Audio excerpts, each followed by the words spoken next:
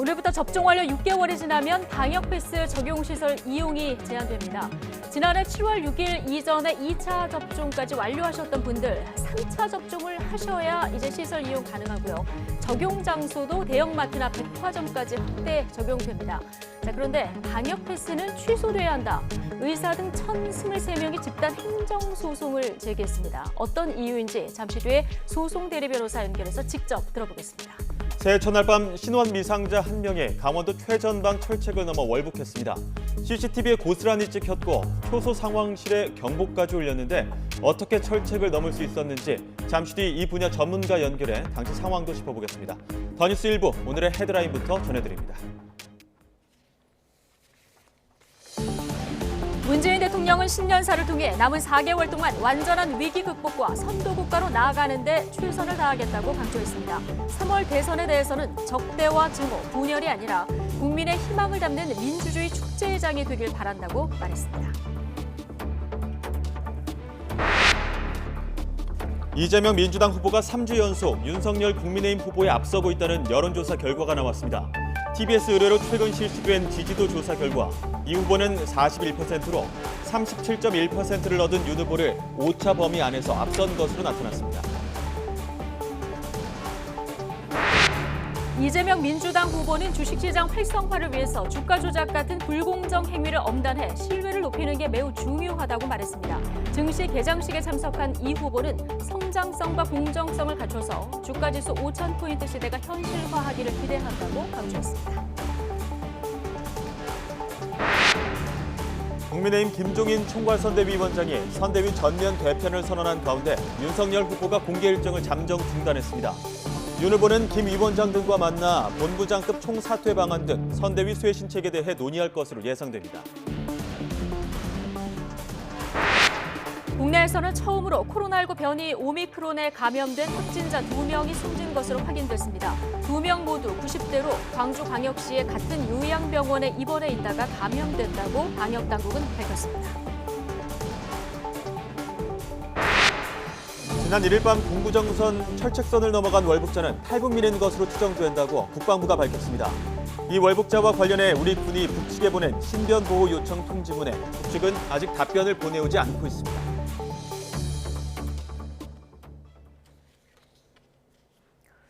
네, 더 뉴스 오늘은 65일 남은 대선 관련 소식으로 시작하겠습니다. 국민의힘 윤석열 후보가 지지율 위기를 맞은 가운데 국민의힘 김종인 총괄선대위원장이 선대위 전면 개편을 선언했습니다. 모든 일정을 잠정 중단한 윤 후보는 SNS에 청년 세대에 실망을 준 것을 자인한다고 밝혔습니다. 민주당 이재명 후보는 주가지수 5천 시대를 향해 나가자고 강조했는데 앞으로 정책 가다듬기에 더욱 주력할 예정입니다. 국회 취재기자 연결합니다. 박서경 기자. 네, 국회입니다. 네, 최근 윤석열 후보의 지지율 하락에 국민의힘 비상에 걸린 모습인데요. 오늘 선대위가 본격 쇄신에 들어간다는 소식이군요.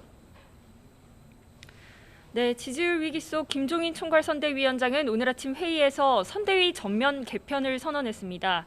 선대위 6개 본부장 전원이 사퇴할 예정이고요. 신지혜 국민의힘 새시대 준비위 수석부위원장도 조직 쇄신을 요청한다면서 사퇴 의사를 밝혔습니다. 김 위원장은 앞서 개편이 시기적으로 어렵다고 봤지만 여론조사 결과 등을 보면 국민 여론이 선대위에 압박을 가하고 있는 만큼 국민 정서에 맞게 개편해야 선거를 제대로 치를 수 있다고 판단했다고 설명했습니다. 들어보겠습니다. 일반 국민의 여론이 너무나도 이렇게 우리 선대위에 압박을 가하는 그런 여론을 우리가 감지를 했기 때문에 국민의 정서에 맞게 우리 선대위를 다 개편을 해야만이 이 선거를 제대로 치를 수 있다는 판단을 갖다 하게 된 겁니다. 또 이준석 대표와 관련해서는 대선을 승리로 이끌 책무를 지닌 사람이라며 선대위 개편 과정을 함께 의논할 것이라고 덧붙였습니다. 이준석 대표는 오늘 오전 40분 동안 김 위원장과 회동한 것으로 확인됐는데요. 기자들과 만나서는 조건부나 예측에 따른 발언은 자제하겠다면서 모든 구성원이 엄중함을 이해하고 행동해야 한다고 말했습니다. 선대위 쇄신과 함께 윤 후보는 일정을 잠정 중단했습니다. 앞서 오전에는 이 후보와 나란히 증시 개장식에 참석해 최근 발표했던 주식시장 선진화 공약을 다시 확인했는데요. 들어보겠습니다. 뒤떨어진 정치 경제 시스템이 코리아 디스카운트의 주 원인이 되고 있는 것도 사실입니다. 국민의 이 노후 대비 자금이 자본시장에 투자되어 그 결실을 국민들이 고스란히 누릴 수 있도록 관련 제도와 세제 혜택이 잘 정비되어야 할 것입니다. 이후 당사로 이동해 서민 금융 관련 공약을 발표할 예정이었지만 모든 일정을 중단하기로 결정했는데요. 이에 따라 오후에 예정됐던 상임위원장 간사단과의 연석회의 그리고 새해 첫 의원총회 참석도 모두 취소됐습니다. 기자들과 만나서도 선대위 쇄신과 관련해 특별한 대답은 없었는데요.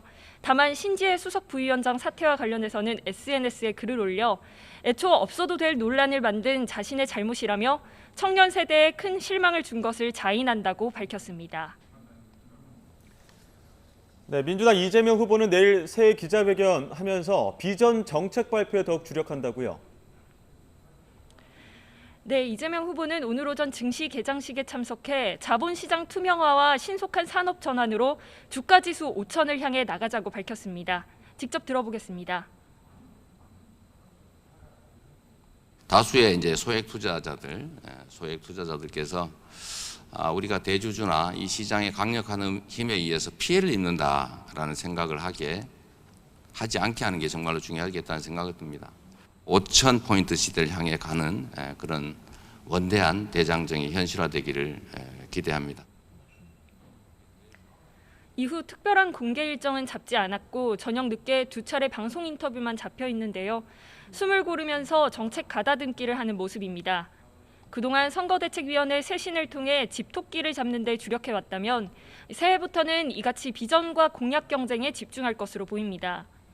내일은 기아자동차 공장에서 새해 기자회견이 예정돼 있는데요.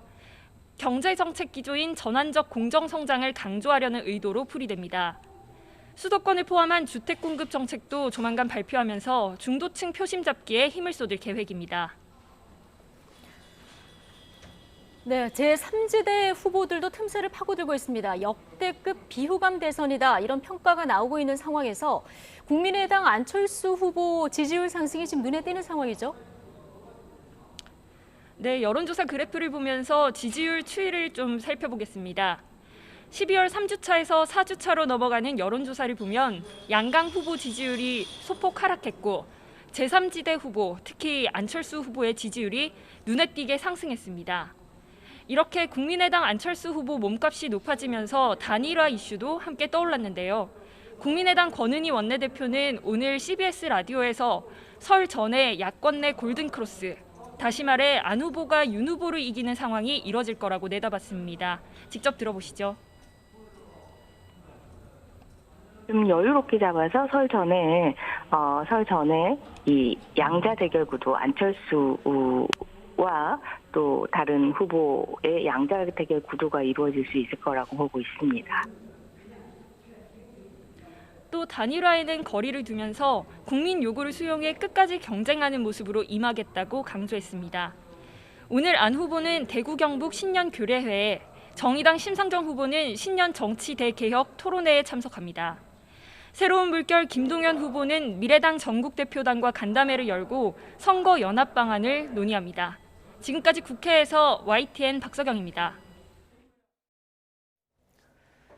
네, 더불어민주당 이재명 대선 후보가 3주 연속 오차 범위 안에서 국민의힘 윤석열 후보에 앞서고 있다는 여론조사 결과가 나왔습니다.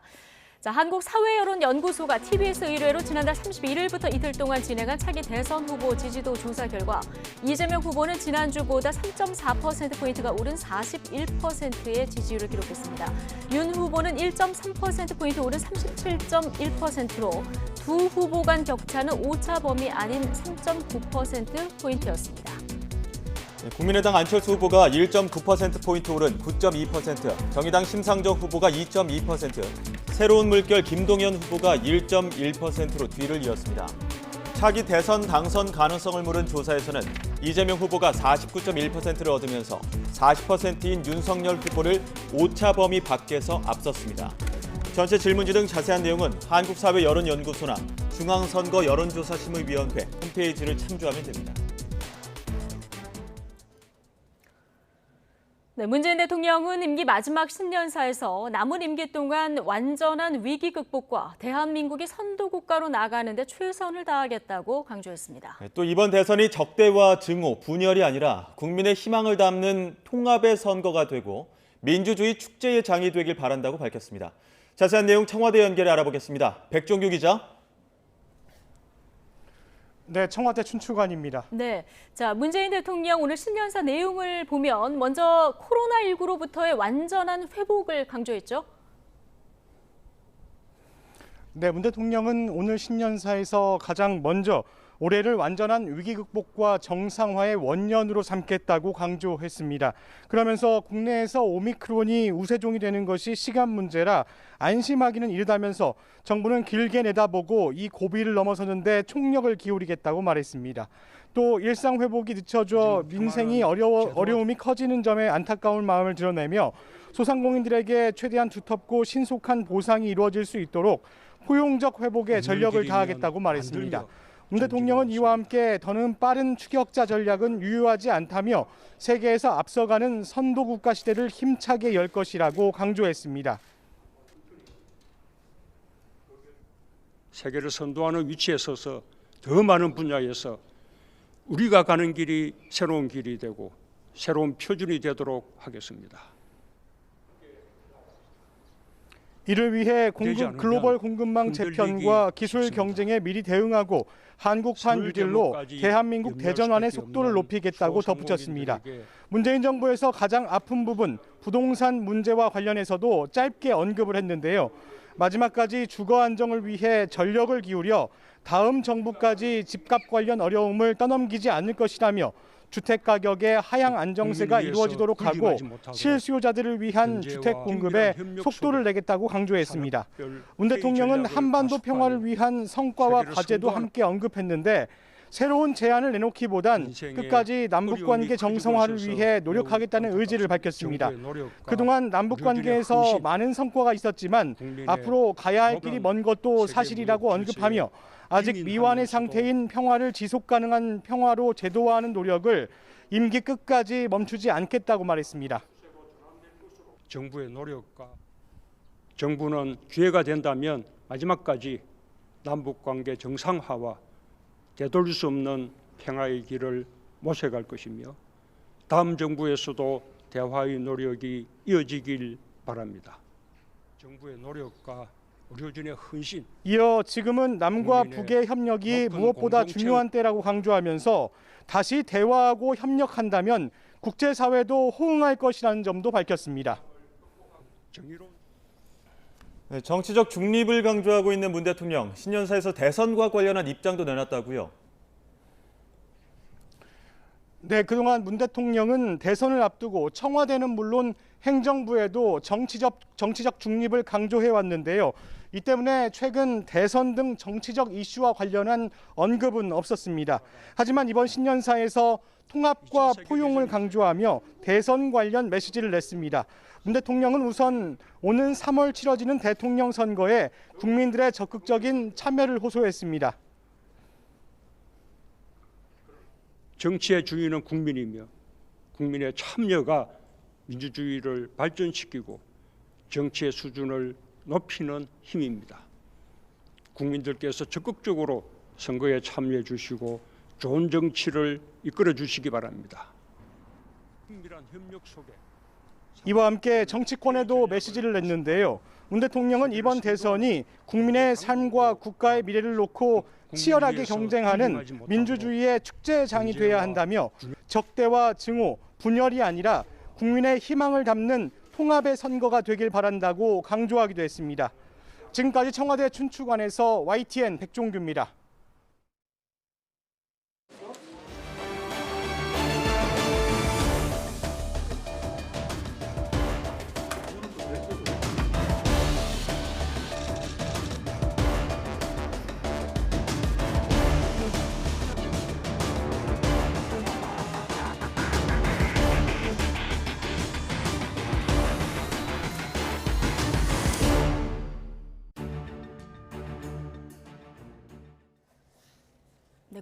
코로나19의 새로운 변이인 오미크론에 감염된 90대 2명이 숨진 것으로 확인됐습니다. 신규 환자는 이틀째 3,000명대를 기록하면서 확산세가 주춤하는 모양새지만 위중증 환자는 2주 연속 1,000명대를 이어가고 있습니다. 취재기자 연결해 보겠습니다. 개훈이 기자.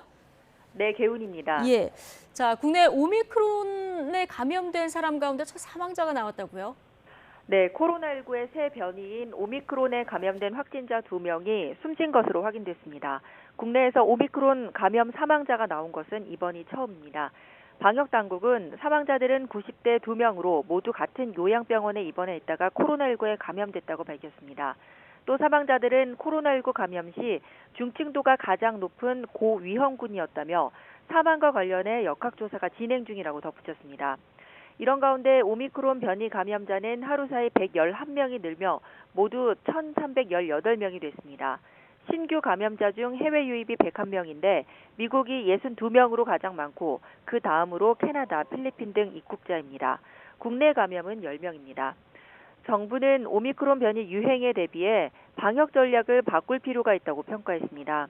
방역당국은 오미크론 전파력의 강도, 위중증 치명률의 영향, 예방접종 효과 등을 분석해 어떤 전략을 병행할지 정할 것이라고 밝혔습니다. 또 오미크론 유행 상황에 대해 확진자 수가 엄청나게 늘고 전파 속도가 빠를 것으로 예상된다며 검사 방식을 다양화하는 것도 논의 중이라고 말했습니다. 네, 코로나19 신규 환자는 감소세를 보이고 있죠? 네, 오늘 0시 기준 코로나19 신규 환자는 3,129명으로 어제보다 700명 넘게 줄었습니다. 일주일 전 월요일 발표 수치와 비교해도 1,000명 넘게 감소하며 방역 강화 조치 효과로 인한 감소세가 이어지고는 있습니다. 하지만 위중증 환자는 1,015명으로 2주 연속 1,000명대를 이어가고 있습니다. 사망자도 36명 발생했습니다. 이런 가운데 오늘부터 백신 패스에도 유효 기간이 적용됩니다. 백신 패스 유효 기간은 백신 2차 접종 14일 이후부터 180일입니다. 이 기간이 지나면 미접종자와 마찬가지로 식당이나 카페 등 방역 패스 적용을 받는 다중 이용시설 이용에 제한을 받게 됩니다. 하지만 3차 접종을 한 경우엔 접종 즉시 백신 유효 기간이 연장됩니다. 혼란을 막기 위해 이번 주 한 주는 과태료 없이 계도 기간으로 운영됩니다. 지금까지 사회 2부에서 YTN 개훈입니다. 네, 오늘부터 코로나19 방역 패스가 본격 시행됐습니다. 백신을 2차까지 맞았더라도 작년 7월 6일 이전에 마지막 접종을 했다면 48시간 내 발급받은 PCR 음성 확인서나 예외 확인서 없이는 다중시설 이용이 불가한 겁니다. 전자출입 명부 앱을 미리 업데이트하는 것도 중요합니다. QR코드에 파란색 테두리와 함께 아래 마지막 접종 이후 경과일이 표시가 되는데요. 이렇게 업데이트되지 않았다면 QR코드 스캔 시 미접종자로 안내되기 때문에 꼭 미리 업데이트를 해두셔야 합니다. 전자출입명부 앱 활용이 어려운 분들은 종이로 된 접종 증명서나 예방접종 스티커를 사용하면 되는데요. 정부24 사이트를 통해 온라인 발급을 받거나 신분증을 가지고 가까운 주민센터를 방문하시면 발급 가능합니다. 본격 시행된 방역 패스, 정부는 그 배경으로 3차 접종의 감염병 예방률을 강조하며 계속해서 백신 접종을 독려하고 있는데요. 방역당국 브리핑 직접 들어보시죠. 중앙방역대책본부는 60세 이상 중 3차 접종 완료자를 대상으로 3차 접종의 효과를 평가하였습니다. 그 결과 3차 접종 미접종군은 3차 접종 완료군에 비해 코로나19에 감염될 위험이 2.4배가 높은 것으로 확인되었습니다. 또한 3차 접종 완료자의 코로나19 감염 예방 효과는 약 82.9%로 나타났습니다. 1월에는 고령층을 포함해서 2차 접종 후 3개월이 지난 18세 이상 국민을 대상으로 3차 접종을 계속 실시합니다. 네, 결국 정부는 백신 접종을 독려하고 확산세를 안정시키기 위해 불가피한 조치라는 입장이지만 일각에서는 반대 목소리도 나오고 있습니다. 대형마트와 백화점도 방역 패스 대상이 된 것에 대해 미접종자는 장도 보지 말라는 것이냐는 의견부터 미접종자에 대한 차별이자 기본권 침해라는 주장도 나오고 있는데요. 지난달 말 방역 패스 반대 집단 행정 소송을 제기한 윤용진 변호사 전화로 연결해 자세한 이야기 나눠보겠습니다. 변호사님 나와 계시죠? 예, 안녕하십니까? 네, 안녕하십니까?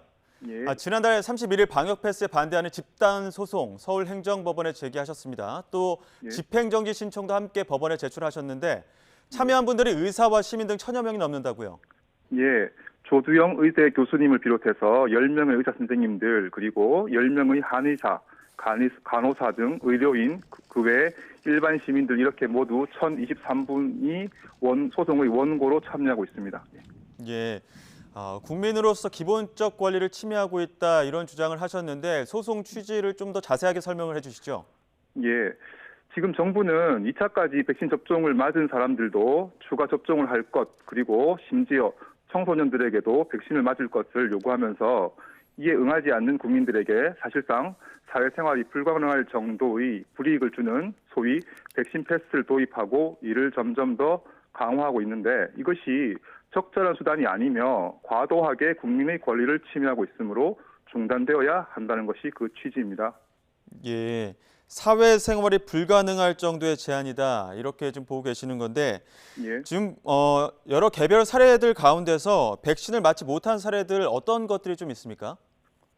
백신을 맞지 못한 사례들은 며칠 전에 백신 접종을 강조하시던 모 의대 교수님께서 정작 자신은 1차 접종을 한 후에 건강상 이유로 2차 접종을 하지 않았다고 밝혀서 화제가 되었는데 예. 이런 개인의 건강상 이유로 접종을 하지 못한 사례가 있고 접종 후 심각한 부작용으로 추가 접종을 할 엄두를 내지 못하는 경우도 많고 그리고 인류 역사상 최초로 시도하는 방식의 백신임에도 충분히 검증이 되지 않았다는 이유에서 접종을 꺼리는 경우도 많은 것으로 알고 있습니다. 예, 뭐 건강상의 이유라든지 아니면 1차 접종 후에 부작용을 우려하면서 2차 접종은 좀 회피하는 경우들이 있다 이런 말씀해 주셨는데요. 예. 지금 이와 함께 또 청소년 백신 접종을 강제하는 흐름에 대해서도 즉각적인 중단 조치 이루어져야 한다 이렇게 촉구하셨는데 어떤 이유입니까? 예, 아시다시피 청소년이나 아동은 코로나에 잘 감염이 되지도 않을 뿐더러 감염이 되더라도 사망 등 중증으로 가는 경우는 거의 제로 수준입니다. 이런 상황에서 접종 후 4명이 사망하고 그 외 222건 이상의 중증 부작용 사례들이 보고되고 있는 그런 상황에서 백신을 굳이 맞춰야 할 이유는 없지 않는가 하는 것이 대부분 국민들의 생각이라고 봅니다. 예. 중증 위험이 적은 상태에서 백신에 대한 어떤 위험들도 있기 때문에 그런 부분은 좀 고려를 해야 된다 이런 주장이신데요. 예. 지금 정부가 오는 10일부터 저희 계도 기간이 끝나고 나면 방역 패스를 백화점 그리고 대형마트까지 확대하기로 했습니다. 이 부분도 과도한 제재라고 보시는 거죠? 예, 그렇습니다. 국민들이 생필품을 구입하는 마트에까지 백신 패스를 적용하는 나라는 없는 것으로 알고 있습니다. 예. 마트에까지 적용하는 것은 선을 넘은 것이라고 국민들이 보는 것 같습니다. 마스크를 벗고 몇 시간씩 앉아있는 식당, 카페, 그리고 출근길에 콩나물 시루가 되는 지하철에 비해서 굳이 마트가 차별적인 규제를 받아야 할 합리적 이유도 없다고 하겠습니다. 그러니까 지하철 같은 경우 뭐 다른 방역 대책이 필요한 곳도 있는데 그런 곳보다 지금 대형마트나 백화점 이런 곳에 과도한 제재가 좀 적용이 되고 있다 이런 주장이신데요. 예.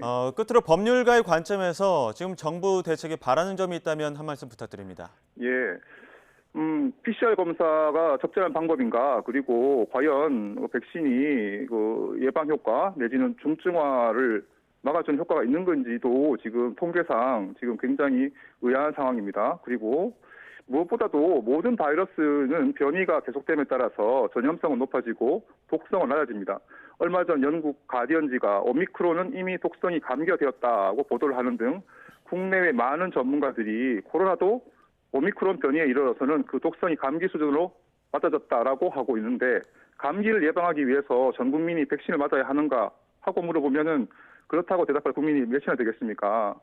그리고 지금 최근 미국 법원에서는 백신을 강제하는 조치에 대해서 이는 기본권을 과도하게 침해하는 것이라는 이유로 효력을 정지했고 미국 상원은 백신 강제화 조치에 대한 반대 결의안을 통과시켰으며 주지사 11명은 백신 강제 조치에 반대하면서 소송을 제기하는 등 법적 조치에 나서고 있습니다. 우리 정부도 무조건적인 백신 접종만이 유일한 해법이 아닐 수도 있다라는 열린 마음으로 방역 대책을 전문가들과 원점에서 재검토해 주시기를 바랍니다. 예, 해외 사례들도 좀 더 세밀하게 살펴봐야 되겠다 이런 말씀까지 덧붙여 주셨습니다. 예. 지금까지 윤용진 변호사였습니다. 오늘 좋은 말씀 감사합니다. 예, 감사합니다.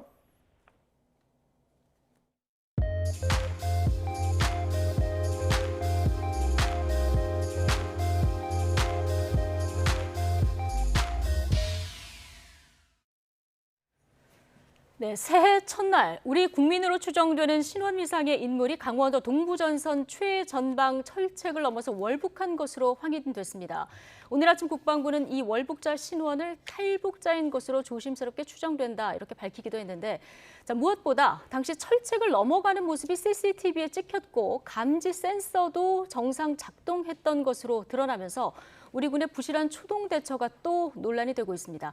관련해서 양욱 한남대 국방전략대학원 겸임 교수와 자세히 내용 짚어보겠습니다. 자, 교수님 나와 계십니까? 예, 안녕하십니까? 예, 안녕하십니까?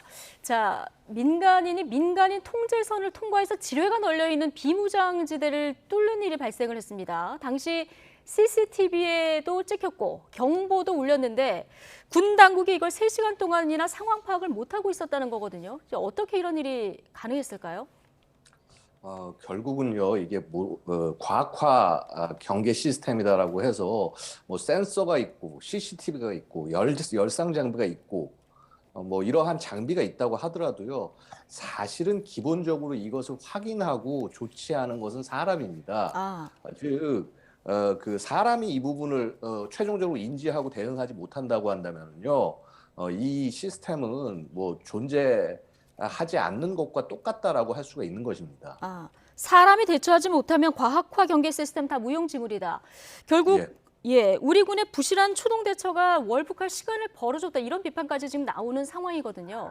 더구나 장비가 정상 작동을 했는데 현장에 출동했던 초동 조치 병력은 철책에 이상이 없다 이렇게 보고를 하고 철수를 했다는 건데 이 상황은 어떻게 보고 계십니까? 저는요, 이 부분을 우리 군이 예를 들어서 임무를 제대로 하지 않았다, 경계를 허술했다 이렇게 말씀하는 것은 좀 너무 좀 무리가 있다라고 생각을 너무 무리가 합니다. 있다. 예, 어떤 면에서 그렇습니까? 자, 기본적으로요. 예. 지금 이 해당 부대 22사단이 맡고 있는 섹터 자체는요. 네. 무려 100km 정도의 거리를 지금 경계를 해야 됩니다. 일개 사단이. 자, 통상 사단이요. 25에서 40km 정도를 경계를 합니다. 그러니까 타 부대에 비해서 굉장히 넓은 지역을 지금 사단 한 개가, 그러니까 2개, 3개 사단이 임무를 해야 되는 것을 한 개 사단이 지금 계속하게 임무를 만들어 놓았다라는 것이죠. 예. 그래서 결국 이것은요, 그 어떤 뛰어난 병사라든가 혹은 뛰어난 지휘관을 그 자리에 갖다 앉혀도 저런 일은 계속적으로 반복될 수밖에 없고 사실은 또 반복되어 온 게 여태까지의 모습이었습니다. 그렇군요. 자, 어쨌든 국민들이 이제 볼 때는 참 군이 그야말로 손 한 번 못 쓰고 월북을 허용한 이런 상황이 그대로 이제 보도를 통해서 노출이 된 셈인데요. 자, 밤 9시 20분쯤에 이 신원미상 인물 포착을 하고 군이 병력을 투입했는데 신병 확보에 당시에 이제 실패를 했거든요. 자, 이 부분은 어떻게 보십니까? 그러니까 이것도요. 9시 20분에 위치를 확인했다라고 하더라도요. 과연 그 탈북하려는 사람이 위치가 어디 있느냐도 중요합니다. 왜냐하면 만약에 소위 DMZ 안에 들어가 있으면요, 그 안은 지뢰부터 시작해서 굉장히 복잡한 지형입니다. 그래서 아무리 그 위치를 확인했다고 하더라도 달려가서 잡을 수 있는 것이 아니라 그러한 지형지물들을 피해가면서 그래서야 이제 체포를 할 수 있다는 것이죠. 그래서 이미 상대방이 이미 한두 시간 정도 거리를 미리 가버린 상황이라고 한다면요, 이거를 체포하기가 사실 굉장히 좀 어렵습니다. 게다가 굉장히 현실적으로 어렵다. 현실적으로 불가능합니다. 그다음에 예를 들어서 저희가 그 DMZ 지역 같은데 무인기 같은 것들 띄워놓고 공중에서 정확히 위치를 파악해가면서 쫓아가면 모를까. 사실 이것도 이 남북 그 군사협의회에 의해서 이쪽 지역에 그 항공자산 같은 걸 띄울 수가 없는 상황입니다. 그래서 사실은 되게 움직일 수 있는 것이 제한이 있다. 그렇군요. 그러니까 이렇게 군이 단시간 내에 파악하는 거는 현실적으로는 불가능하다 이런 표현까지 쓰셨는데, 자, 이제 월북자의 신원 파악도 중요한데 처음에는 군인이 아닌 민간인 남성이다 이렇게 추정을 했었는데요. 지금 오늘 아침 들어온 얘기를 보면은 이 탈북민 월북자로 추정된다 이런 국방부 발표가 있었거든요. 탈북민의 가능성 어떻게 보십니까? 사실은 네. 그럴 가능성이 상당히 높지 않을까. 상당히- 이제 기존에 네. 이 해당하는 22사단 루트를 통해서 내려왔던 사람이라고 한다면 네. 어디에 어떤 장애물이 있는지 어떻게 피해 나가야 될지 양쪽을, 그러니까 북측뿐만 아니라 우리 남측의 위치까지도 전부 명확히 알지 않으면은 예. 이렇게 이런 부분들을 갖다가 마음대로 달릴 수는 없을 것이다. 즉 해당 그 루트를 통해서 월남을 했었던 사람일 가능성도 배제할 수 없다. 물론 뭐 정확하게 그 인물인지 아닌지는 확인해 봐야겠습니다만은 그런 가능성을 절대 배제할 수 없다고 말씀드릴 수 있습니다. 아, 그렇군요. 그러니까 더 파악을 해봐야겠지만 북측과 남측의 지리를 다 파악하고 있는 사람일 가능성이 매우 크고, 그런 의미에서 이제 탈북민일 가능성에 교수님도 무게를 두고 있는 이런 상황인데, 자, 그런데 지금 나오는 얘기 보면은 지금 말씀하신 대로 1년 전에 점프 기순으로 알려졌었던 체조 경력의 탈북민으로 추정된다, 이런 보도가 나오고 있지 않습니까? 자, 그렇다면은 지금 이게 군의 경계 태세뿐만이 아니라 탈북민의 어떤 신변 관리 역시 허술한 게 아니냐, 이런 비판도 가능할 것 같은데 어떻게 보십니까? 예, 충분히 그런 비판은 가능하다고 생각을 하고요. 그런데 이런 부분들이 있습니다. 사실은 이 북한에서 넘어오신 분들이 대한민국의 어떤 새로운 삶을 바라고 오셨다가 굉장히 그 원하는 모습들을 확보하지 못하는 경우들이 굉장히 많다라고 말씀을 드릴 수가 있습니다.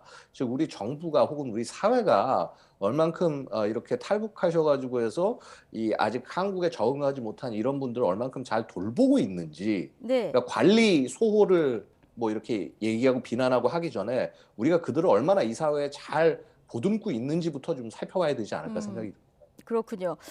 자, 최근에 북한이 코로나 방역을 위해서 외부 인력 유입에 상당히 민감한 반응을 보이고 있습니다. 2020년 9월 그 국민들 기억하실 텐데, 소연평도 인근 해상에서 우리 해양수산부 공무원 한 명이 헤엄쳐서 북으로 향하다가 사살당한 이런 일도 있지 않았습니까? 자, 그런 만큼 지금 월북자의 안전도 우려되는 상황인데, 일단 월북자 신변에는 이상이 없고 북한군 3명이 데려간 정황을 포착했다. 자, 여기까지 알려진 상황이죠? 예, 그렇습니다. 사실은 이제 그 지금 탈북해서 오셨던 분이 다시 월북한 이런 사례가 이번이 한 번이 아닙니다. 네. 이전에도 또 작년에도 한 번 유사한 사례가 있었고요. 그리고 사실은 그렇게 해서 그 개성으로 이제 그 인원은 돌아갔는데, 그래서 이제 그때 관련된 그 경계 관계자들이 이제 처벌받았다 뭐 이런 얘기 돌았습니다. 아마 이번 같은 경우는 뭐 만약에 그 또 탈북자였고 그다음에 신병이 확보가 됐다고 한다면은 뭐 곧바로 무슨 처형한다거나 이런 부분들을 생각하기는 좀 어렵지 않을까 생각이 됩니다만은 하여튼 좀 여러 가지 뭐 대공 용의점부터 시작해서 여러 가지 것들을 좀 우리가 한번 좀 훑어봐야 되지 않을까.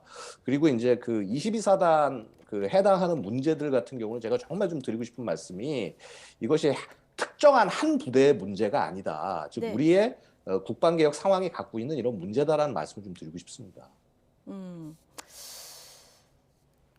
알겠습니다. 지금 북한은 월북자 신변 보호를 요청한 대북 통지문에 응답을 아직까지는 안 하고 있는 상황이라서요. 북한 반응도 좀 지켜봐야 될 것 같고요. 앞서 좀 22사단의 업무가 굉장히 과중하다, 이런 얘기 해주지 않으셨습니까? 예. 그런데 국방개혁 일환으로 내년 중반에 22사단 책임구역을 더 넓혀서 3군단에 흡수 통합할 예정이다, 이렇게 알려지고 있습니다. 현재 22사단 과부하가 걸려있는 상태라면 이 부분도 좀 다시 살펴봐야 되지 않을까요? 자, 이래서 우리가 이 국방 개혁이라든가 이런 부분들 좀 조심스럽게 접근해야 될 필요가 있다라는 것입니다. 우리의 국방 개혁의 전제는 뭐냐면은 지금 병력이 굉장히 많이 줄지 않았습니까? 현 정부 들어와서 거의 육군을 11만 명 이상을 감축을 시켰습니다. 뭐 이것이 어떤 뭐 정부가 그걸 원해서 그런 것이 아니라 실제 그 인구 절벽이 다가오기 때문에 어쩔 수 없이 병력을 감축한 부분이고요.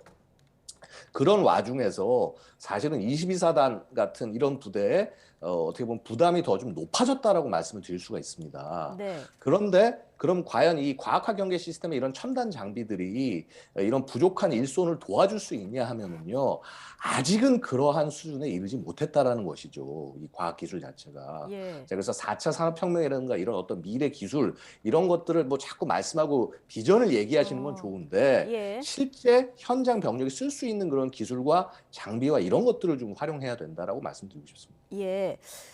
자, 그리고 합참이 어제부터 현장의 어떤 조치 상황이나 이동 경로 같은 당시 상황 전반에 대해서 좀 조사를 진행하고 있는데 어떤 부분을 좀 집중해서 살펴봐야 된다고 보십니까?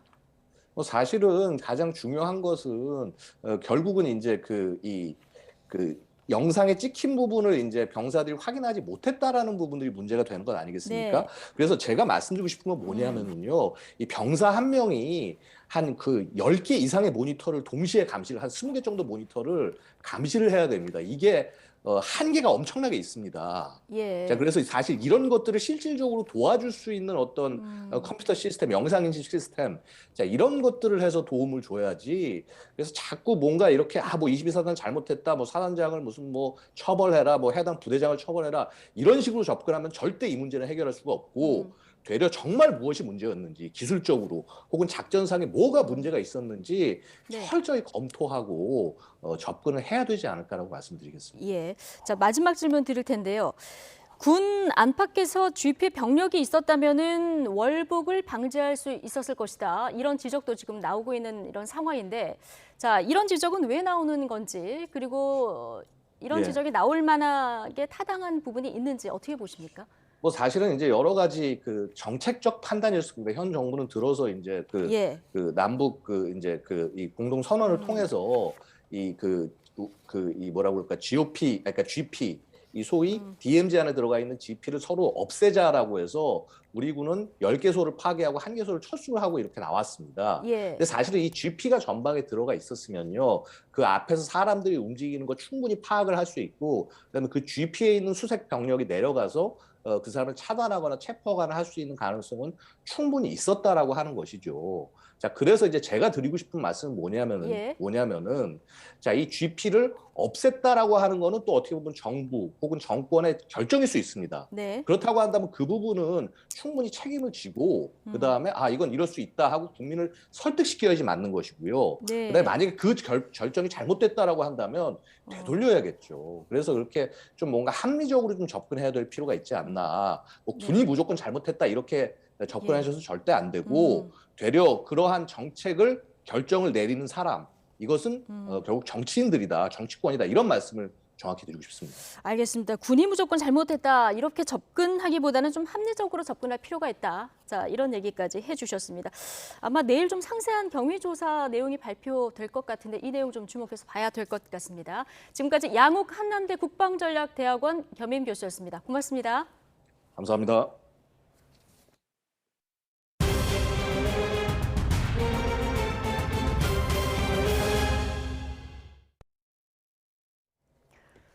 코로나19 백신 3차 접종에 이어서 4차 접종까지 승인한 이스라엘에서 오미크론 변이가 폭발적으로 확산할 수 있다고 현지 보건당국이 경고했습니다. 다음 달까지 지난 2년간의 누적 확진자보다 더 많은 200만 명에서 최대 400만 명까지 새로 감염될 수 있다는 건데, 이를 통해 집단 면역이 가능할 것이란 전망까지 나오고 있습니다. 이동원 기자의 보도입니다. 이스라엘 보건당국은 2주 전까지 하루 700명대이던 코로나19 신규 확진자가 4,000명 이상으로 늘어나자 오미크론 변이의 폭발적 확산 가능성을 경고하고 나섰습니다. 930만 인구 가운데 420만 명 이상이 3차 접종까지 마쳤지만 오미크론 변이의 빠른 확산을 막기에는 역부족이란 것입니다. 오미크론 변이가 수그러질 다음 달 말까지 200만 명에서 최대 400만 명이 새로 감염될 것으로 예측했습니다. 지난 2년간 누적 확진자 130만 명보다 훨씬 많은 숫자입니다. צריך לזכור שגם מצב של עשרות אלפי מאומתים ביום הוא קשה מאוד לניהול מבחינה לוגיסטית. אלה מספרים שהעולם לא הכיר וגם אנחנו לא הכרנו. 이스라엘은 코로나 백신 4차 접종 대상자를 60대 이상과 의료진으로까지 확대했습니다. 하지만 봉쇄 대신 경제활동을 최대한 허용한다는 입장입니다. 지난 열흘 동안 확진자가 4배 넘게 늘었지만 중증 환자는 80명대에서 100명대로 증가하는 등 오미크론 변이의 중증화율이 낮은 데 따른 것입니다. 오히려 오미크론 변이의 빠른 확산을 통해 집단 면역을 이룰 수도 있다는 전망이 나오고 있습니다. 이스라엘 보건부 최고 행정 책임자인 나우만 하시는 라디오 인터뷰에서 집단 면역에 이르기 위해서는 매우 많은 사람이 감염돼야 하지만 가능할 것이라고 말했습니다. 다만 감염에 따른 대가가 크기 때문에 백신을 통해 집단 면역이 달성되길 희망한다고 덧붙였습니다. YTN 이동원입니다. 네, 코로나19 신규 환자 이틀째 3,000명대를 기록하면서 확산세는 주춤하고 있지만 위중증 환자는 14일 연속 1,000명대를 이어가고 있죠. 자, 방역 당국의 브리핑이 시작됐습니다. 현장으로 가보시겠습니다. 1월 1일까지의 주간 위험도 평가 결과 종합적인 위험도는 전국 그리고 수도권에서 매우 높음, 비수도권에서는 중간으로 평가하였습니다. 비수도권의 위험도는 이전의 높음에서 다시 한번 한 단계 하향된 것입니다. 재원 중인 위중증 환자는 좀 증가하였지만 병상 확충으로 인해 전국 중환자실 병상 가동률이 수도권, 비수도권 모두 2주 연속 감소하였습니다.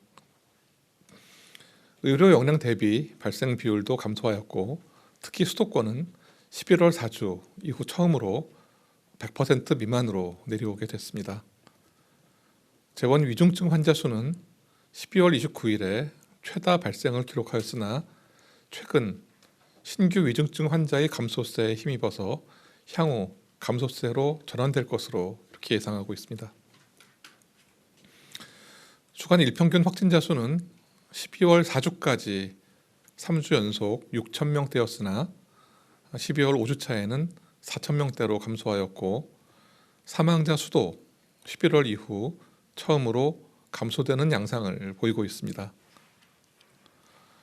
검사 양성률 역시 2주 연속 감소하였습니다. 다만 오미크론 변이 검출률이 지속적으로 증가하고 있습니다. 60세 이상의 3차 접종률이 77.2%로 증가했고 이에 힘입어서 60세 이상의 확진자 발생 비율이 지속적으로 감소하고 있습니다. 이상의 상황을 검토해서 지난 1월 2일 일상회복지원위원회 방역의료분과에서 다음과 같은 의견이 제시되어 이를 말씀드리겠습니다. 3차 접종률 증가로 고령층 발생 비율이 감소하여 향후 위중증 발생이 정체 내지는 감소할 것으로 예상합니다. 장기적인 관점에서 일상회복 전략의 재구성이 필요하고 3차 접종 그리고 미접종자 보호, 감염 확산 예방 전략의 중요도에 대해서 충분한 설명이 필요합니다. 다음은 주간 발생 동향 말씀드리도록 하겠습니다. 12월 26일부터 1월 1일까지 최근 1주간 일평균 재원 중인 위중증 환자 수는 1,054명으로 소폭 증가하였지만 사망자 수는 449명으로 단계적 일상 회복을 시행한 11월 1일 이후에 9주 만에 처음으로 감소하였습니다. 12월 5주 사망자 수는 60대 이상이 419명, 93.3%입니다. 그렇게 93.3%로 가장 많았고 40대에서 50대가 27명, 그리고 30대가 3명이었습니다. 최근 5주간 사망자 2,133명 중 백신 접종자와 백신 미접종자와 1차 접종자가 1,172명으로 절반 이상을 차지하였고 2차 접종자는 40.6%, 3차 접종자는 4.4%였습니다. 12월 5주차 코로나19 국내 발생 신규 환자는 일평균 4,645명으로 전주 대비해서 23% 감소하였습니다. 지난 12월 15일 사회적 거리두기 강화 이후 수도권 그리고 비수도권 모두 지속적으로 유행 규모가 감소한 것입니다. 주간 감염 재생산 지수는 전국 0.86으로서 2주 연속 1 미만을 유지하고 있으며 수도권은 0.84, 비수도권은 0.91이었습니다. 유행이 감소세로 전환되고 있습니다. 그러나 오미크론 변이 우세화에 따른 위험 요인이 여전히 있습니다. 오미크론 변이 검출률은 지속 증가하여 12월 5주 8.8%입니다. 국내에서도 곧 우세화가 될 것으로 예상합니다. 바이러스 분석 결과 국내 발생 사례는 델타형 변이가 아직은 96%로 다수이고 오미크론형 변이는 4%입니다. 해외 유입 사례의 경우에 70%가 오미크론형 변이로 확인되었습니다. 앞서서 8.8%는 이 사례들 모두 더해서 말씀드린 겁니다. 그리고 정부는 오미크론 변이의 우세화 이런 경향에 따라서 확진자, 위중증자의 증가 가능성이 있다고 보고 의료 그리고 방역 등 각 분야의 그 분야별 종합 대응 방안을 선제적으로 검토 중에 있습니다.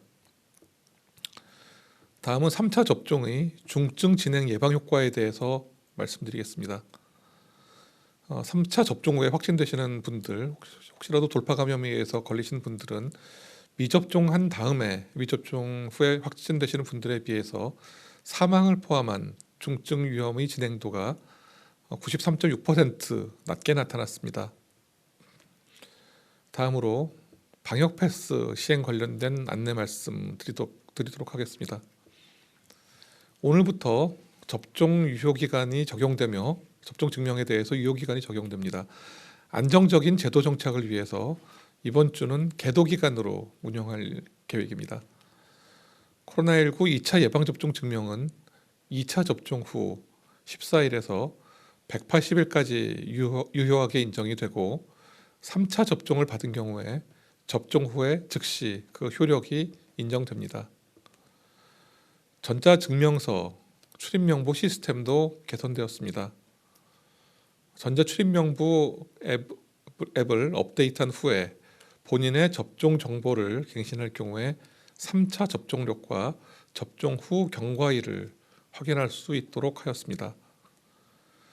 3차 접종자가 접종 정보를 갱신하지 않는다면 미접종자 내지 유효기간 만료로 안내될 수 있고 시설 이용이 어려울 수 있으므로 반드시 앱 업데이트와 접종 정보 갱신을 완료하여 주시기를 부탁드립니다. 전자출입명부 앱에 그 QR 코드를 스캔하면 소리로 이용자의 접종 상태를 안내드립니다. 유효한 접종 증명에 대해서는 접종 완료자입니다라는 음성으로 안내되고 유효하지 않는 접종 증명의 경우에는 딩동이라고 하는 별도의 알림음이 나옵니다.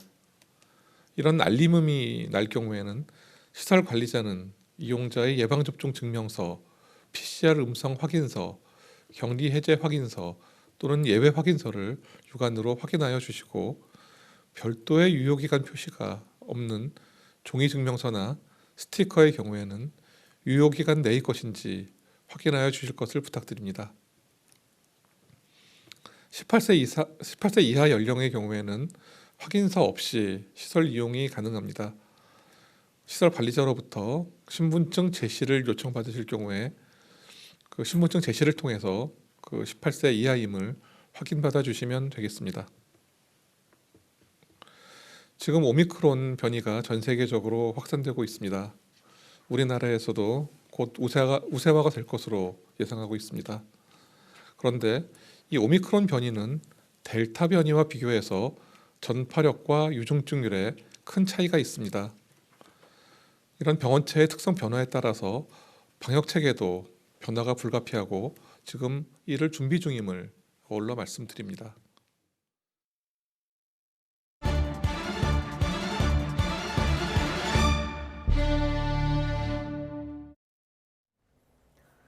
네, 사망, 사고 등 중대한 산업재해 발생 시 원청의 최고 책임자까지 처벌할 수 있는 중대재해처벌법이 오는 27일부터 시행됩니다. 네, 경영자가 구속될 수 있는 강도 높은 처벌인 만큼 업계는 긴장 속에서 대비에 총력을 기울이고 있습니다. 김우준 기자의 보도입니다.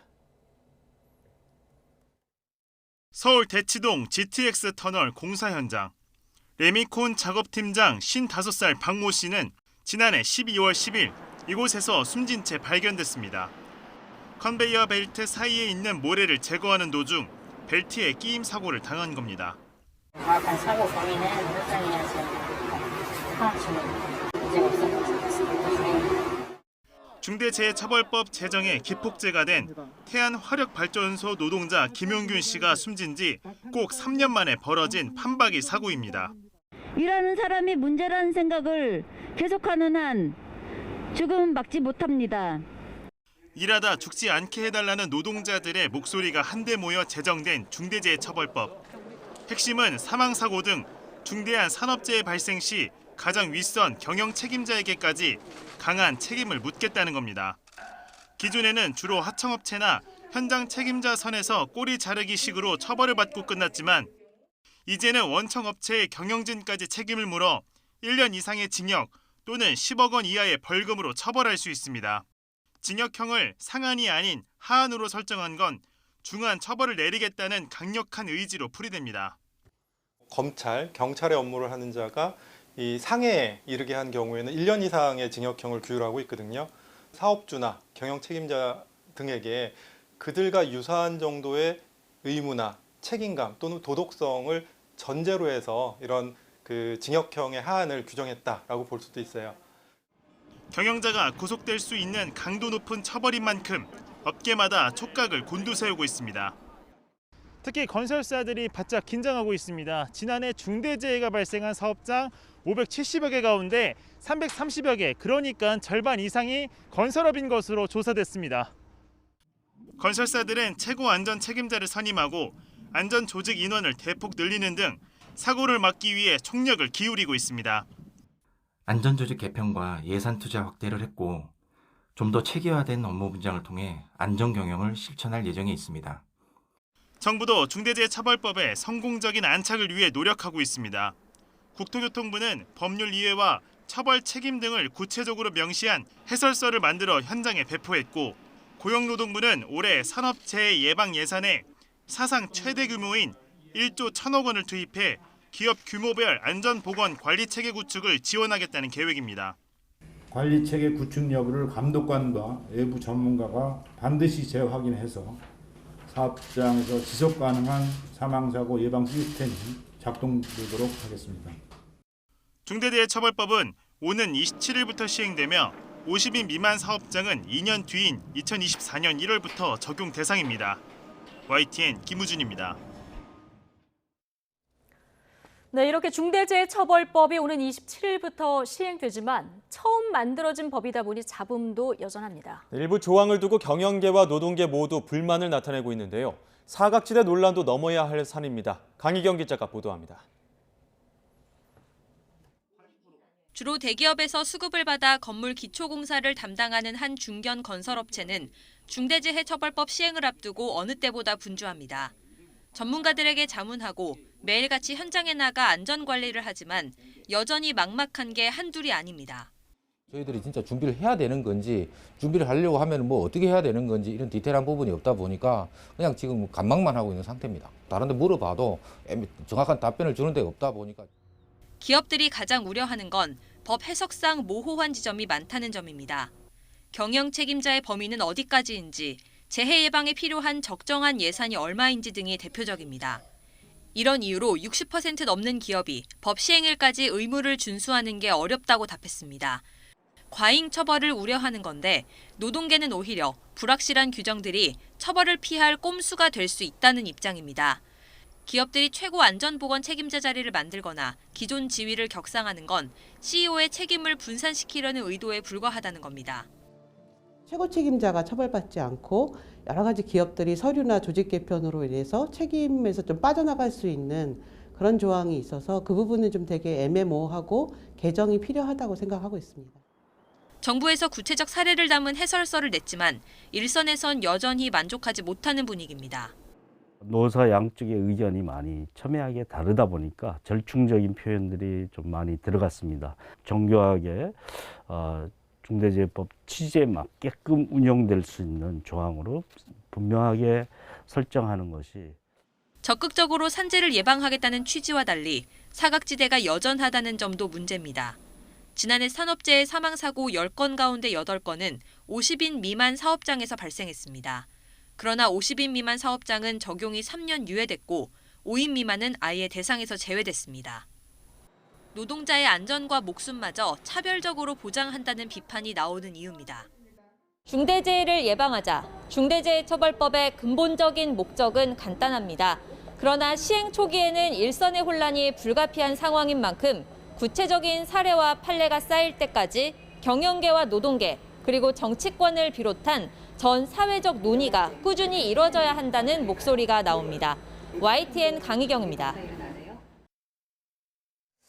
네, 속보 한 가지 전해드리고 가겠습니다. 국민의힘 김종인 총괄선대위원장이 오늘 선대위 전면 개편을 선언했고요. 2시 반에 국민의힘 의원총회가 열릴 예정인데요.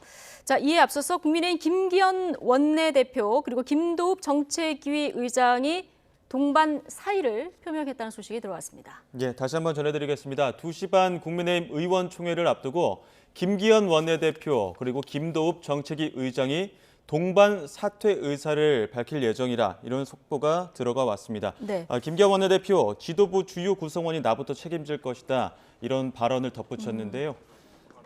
이와 함께 공동 선대위원장직도 사의를 표명했다는 소식이 들어왔습니다. 예, 자 윤석열 후보의 최근 지지율이 하락세를 보이고 있는 상황에서 국민의힘 선대위가 지금 본격적으로 쇄신에 들어간 모습이고요.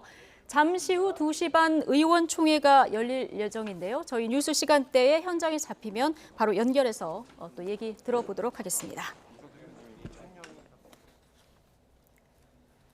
다음 소식입니다. 신변 보호를 받는 전 여자친구 집에 찾아가 가족을 흉기로 무참히 살해한 이석준 사건 기억하시죠? 네, 이석준이 전 여자친구 집 주소를 알아내는데 흥신소를 이용한 것으로 드러나면서 이 흥신소를 관리 감독할 제도가 시급하다는 목소리가 커지고 있습니다. 윤혜리 기자의 보도입니다. 헤어진 여자친구의 어머니를 살해한 이석준이 그 집 주소를 알아낸 방법은 흥신소였습니다. 들어간 비용은 단돈 50만 원이었습니다. 피해 여성 집 주소는 어떻게 알았습니까? 죄송합니다.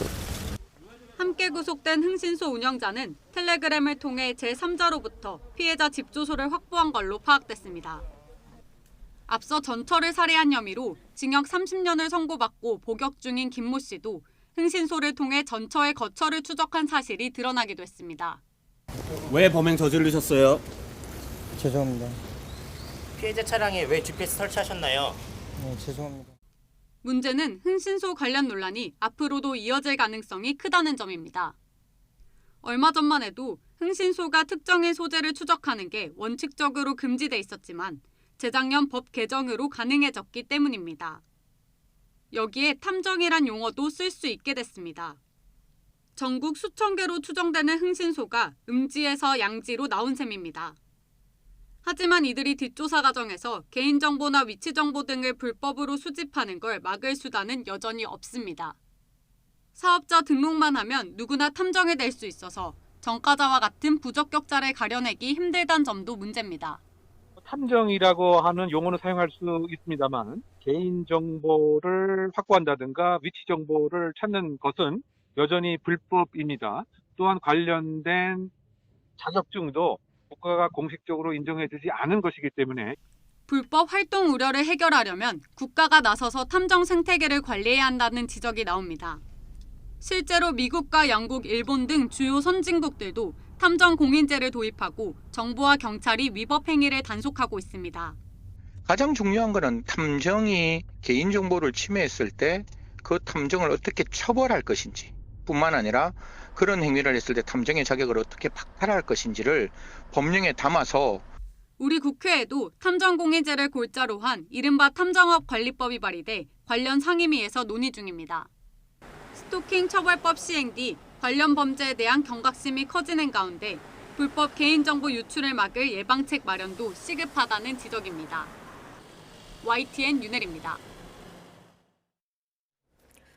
네, 얼마 전 YTN은 중증 장애인이 KTX 휠체어석을 이용했다가 요금의 10배인 45만 원을 징수당한 사건 보도해드렸죠. 네, 최근엔 장애인 단체가 이동권 보장을 요구하며 지하철역에서 잇따라 시위도 벌였는데 장애인 이동 불편 문제는 하루 이틀 일이 아닙니다. 휠체어 장애인의 하루를 황보혜경 기자가 동행해봤습니다. 오전 10시 휠체어 장애인 이지숙 씨가 출근 준비를 합니다. 출근 시간은 오후 1시, 2-3시간 전에 장애인 콜택시를 불러놔야 회사에 늦지 않을 수 있습니다. 아침에 11시에 부르면 보통 1시간 반에서 2시간 정도 걸리고요. 아무리 기다려도 오지 않으면 거리로 나가 일반 택시라도 잡아보지만 애타게 손을 흔들어도 지나쳐버리기 일쑤입니다. 택시를 잡아도 휠체어를 태울 공간이 마땅치 않아 이용이 어려운 건 마찬가지입니다. 이 지역은 다 들어가질 않아요. 트렁크 문을 열고 가야 돼요. 트렁크가 좁아서 그런 건가요? 예, 가스통 때문에 안 들어요. 오후 6시, 지숙 씨의 퇴근길은 더 고난입니다. 이번에도 미리 장애인 콜택시를 불렀지만 예상 대기 시간은 50여 분. 이마저도 훌쩍 지나 1시간 반 뒤에야 드디어 택시가 잡혔단 전화가 오고 집에 도착하니 사방에는 새까만 어둠이 깔렸습니다. 회사와 집은 10분에서 15분이고요. 제가 6시에 차를 부르게 되면 8시에 서울 지역 장애인 콜택시 이용자는 3만 9천여 명, 장애인 콜택시 수는 698대로 50명당 한 대꼴이지만 수요가 몰릴 땐 배차가 될 때까지 무작정 기다려야 하는 겁니다. 관련 법에 따라 확보해야 되는 법정 대수는 초과해서 운영을 하고 있습니다. 특히 퇴근 시간대에 많이 몰리시는데 특정 시간대에는 추가로 지금 확보하는 방안을 검토하고 있습니다. 대중교통을 타는 건 어떨까? 휠체어 바퀴를 붙잡는 파인 도로와 경사지고 울퉁불퉁한 인도를 지나 버스 정류장으로 가는 길. 그보다 험난한 건 버스에 놓인 계단입니다. 좀 더 기다려 계단이 없는 저상버스에 타더라도 장애인용 손잡이가 좌석에 가려져 의지할 곳조차 마땅치 않습니다. 지하철역엔 대부분 엘리베이터가 설치돼 그나마 조금 낫긴 하지만 타고 내리는 문 위치가 서로 달라서 누군가의 도움 없인 휠체어를 돌릴 수 없는 경우도 적지 않습니다. 똑바로 돼 있지 않고 옆에가 돼 있어서 그 안에서 돌려야 밖으로 나올 수 있는데 그걸 못하니까 손잡이가 있긴 있지만 의자에 가려져가지고 장애인 단체들은 대중교통 이용에 제약이 많다 보니 결국 장애인 콜택시와 같은 특별 교통수단에 의존하게 된다며 근본적인 이동권 보장이 우선이라고 지적합니다. 단순히 특별교통수단 대수를 늘리는 것보다는 장애인이 원하는 시간대에 대중교통을 편하게 이용할 수 있게 기반을 마련하는 것이 중요합니다. 이를 위해서 지방버스를 100% 도입하고 지하철도 엘리베이터 설치와 개선이 필요합니다. 급한 볼일이나 갑작스러운 약속은 휠체어 장애인에겐 버려야 하는 욕심이라고 말하는 지숙 씨. 사회적 기본권으로서 장애인의 이동권 보장을 기다려온 세월은 어느덧 20년이 지나고 있습니다. YTN 황보혜경입니다. 월드컵의 해를 맞은 태극 전사들이 터키 전지 훈련으로 뜨거운 겨울을 시작합니다. 벤투호는 월드컵 본선 10회 연속 진출, 금자탑 조기 확정을 위해 중동 원정 필승을 다짐하고 있습니다. 신윤정 기자가 보도합니다. 지난해 11월 중동 원전 3연전의 시작이었던 이라크와의 최종 예선 6차전. 캡틴 손흥민의 A매치 35골을 포함해 3대0 대승을 거두며 2021년을 화려하게 마무리했습니다. No, I think the team deserve it because we worked really hard and we did a fantastic job and a great performance. I'm so happy. I'm proud to be part of this team. 벤투호가 새해 초부터 다시 소집돼 2주간 터키 전지 훈련에 나섭니다. 시즌 중인 해외파는 불참하고 김대원과 김진규, 엄지성 등 뉴페이스를 포함한 K리거 위주로 주전 경쟁이 펼쳐질 것으로 전망됩니다. 실전 감각을 끌어올리고 경기력 점검을 위해 친선 경기도 2차례 치릅니다. 훈련 뒤 곧바로 최종 예선 7차전, 8차전이 열리는 중동으로 이동하며 손흥민과 이재성 등 유럽파는 현지 합류합니다. 4승 2무, 승점 14점으로 이란에 이어 A조 2위로 순항 중인 대표팀. 7차전에서 레바논을 꺾고 3위 아랍에미레이트가 시리아와 비기거나 패할 경우 10회 연속 월드컵 본선행이 조기 확정됩니다. The goals will come if we keep having building the opportunities. I think that we are going to score more goals in the future. 사상 최초로 아랍권에서 열리는 2022 카타르 월드컵은 더운 날씨를 고려해 여름 대신 11월 개최됩니다.